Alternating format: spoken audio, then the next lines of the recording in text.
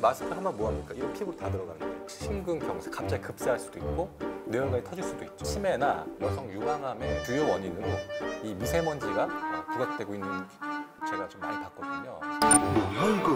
거기서 약간 멘탈이 무너졌어. 아까 이거 하고 있었어.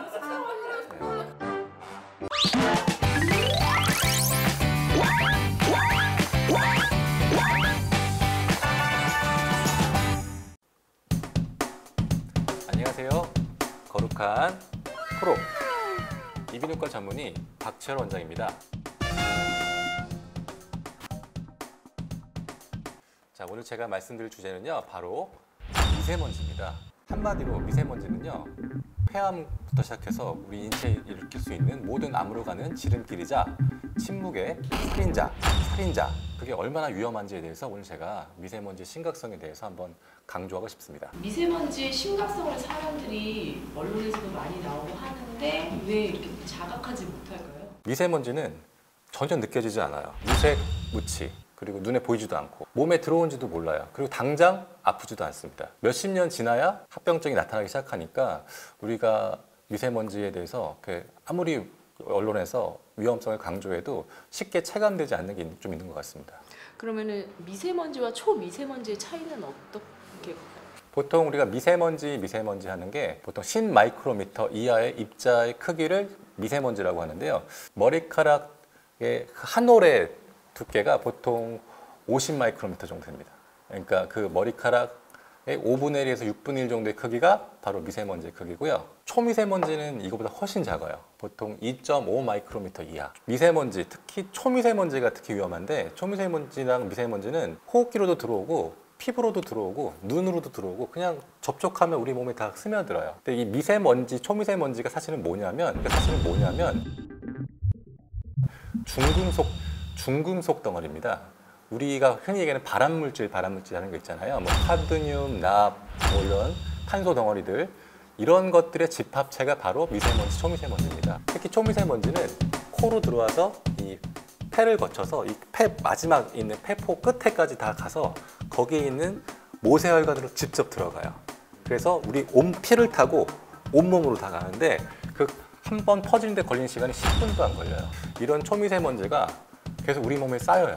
그런 중금속들이 우리 몸에 쌓이는 거예요. 근데 그런 중금속 덩어리가 우리 몸에 쌓인다면 어떻게 되겠습니까? 그리고 배출도 안 되고, 폐에 쌓이면 당연히 폐암, 혈관을 막아버리면 심근경색 갑자기 급사할 수도 있고 뇌혈관이 터질 수도 있죠. 어르신들의 치매나 아니면 여성 유방암의 주요 원인으로 이 미세먼지가 부각되고 있는 페이퍼들도 제가 좀 많이 봤거든요.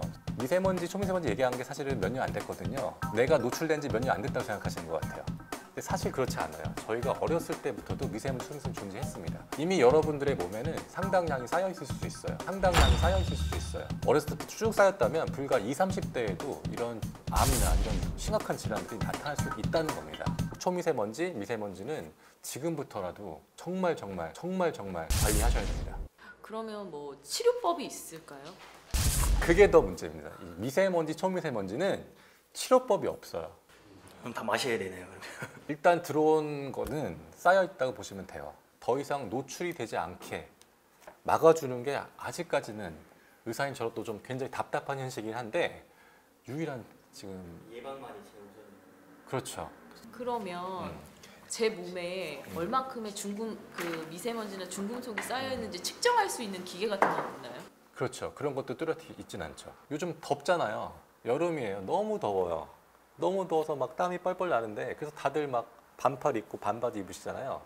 근데 오늘 아침에도 초미세먼지가 무려 100이 넘었어요. 제가 아까 어플 보고 깜짝 놀랐는데 미세먼지가 아니고 초미세먼지가 100이면 정말 국가 비상세타라고 보는데 근데 막 돌아다녀요. 마스크만 하신 분도 있는데 이미 마스크 하면 뭐합니까? 이런 피부로 다 들어가는데 사실 정말 제대로 할 거면 미세먼지, 초미세먼지 높은 날은 다 감싸야 돼요.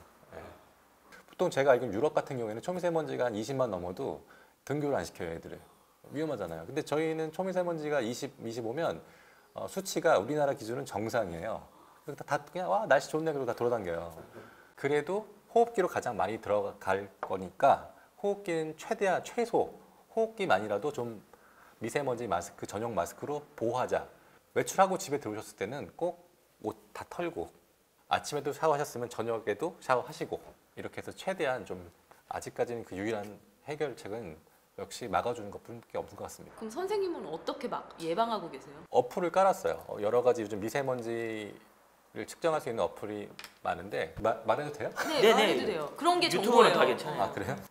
카이라고 하는 대기오염 정보 앱을 깔았는데 저는 팁이라면 초미세먼지를 좀 더 많이 체크해요. 초미세먼지가 훨씬 더 위험하기 때문에 거기 보면 옵션을 선택할 수 있거든요. 뭐 우리나라 기준, WHO 기준. 근데 전 WHO 기준으로 해서 높은 날은 그래도 마스크, 미세먼지 마스크를 꼭 쓰고 그리고 공기청정기 비싸긴 하지만 저는 좀 들여놨습니다. 제 진료실도 들여놓고 집에도 갖다 놓고 해서 제가 좀 오래 머무는 곳은 공기청정기를 좀 많이 갖다 놓은 편입니다. 미세먼지가 많은 날 환기를 시키라고 하잖아요. 네네. 그래도 환기를 해야 된다라고 의사들이 말을 하는. 사실 실내가 너무 오랫동안 밀폐돼 있으면 산소 포화도가 떨어져요. 그리고 다른 이산화탄소 농도나 다른 가스들이 올라가요. 그래서 그것도 건강에 안 좋아요. 5분에서 10분 정도는 하루에 꼭 환기를 시켜주세요. 그리고 닫아요.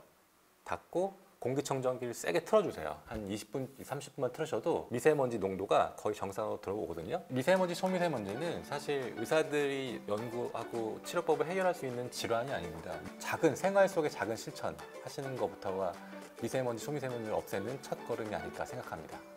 미세먼지, 초미세먼지는 이 방송이 끝이 아니고 제가 2탄, 3탄 더 준비해서 다시 여러분께 돌아오도록 하겠습니다.